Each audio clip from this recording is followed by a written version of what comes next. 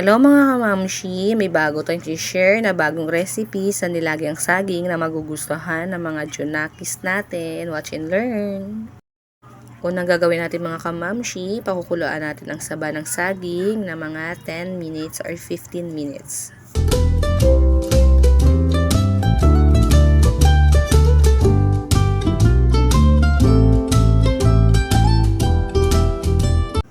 Pag okay na ito pakuluan mga mamshi, slice natin ito na pa-diagonal ayon sa inyong gusto na size.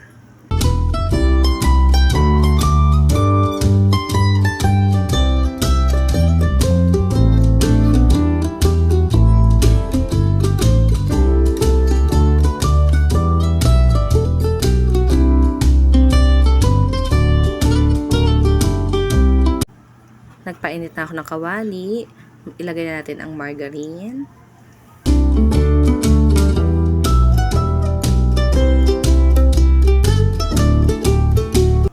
Saba.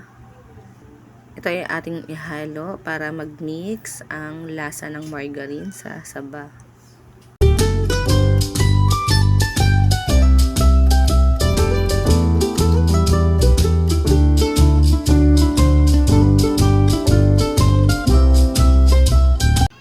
Isunod natin ang condense. Depende kung anong brand ang gusto nyo, mga mamshi. Yung saktong tansyahan lang nalagay.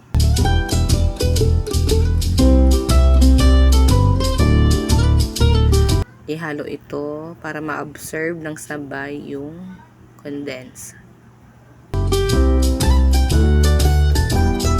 So, na ilalagay natin ang Nestle cream. Saktuhang lagay lang din. Depende sa dami ng inyong saba.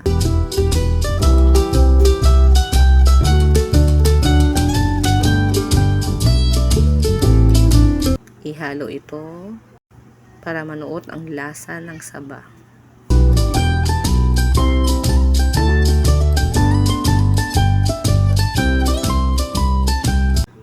Isunod na natin ang cheese, kung anong brown ang gusto nyong ilagay na cheese.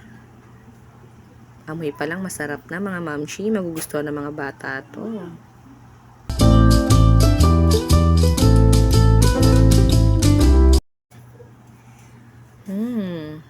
Creamy ang ating saba mga mamshi. Ihalo natin to para hindi magdikit-dikit ang ilalim.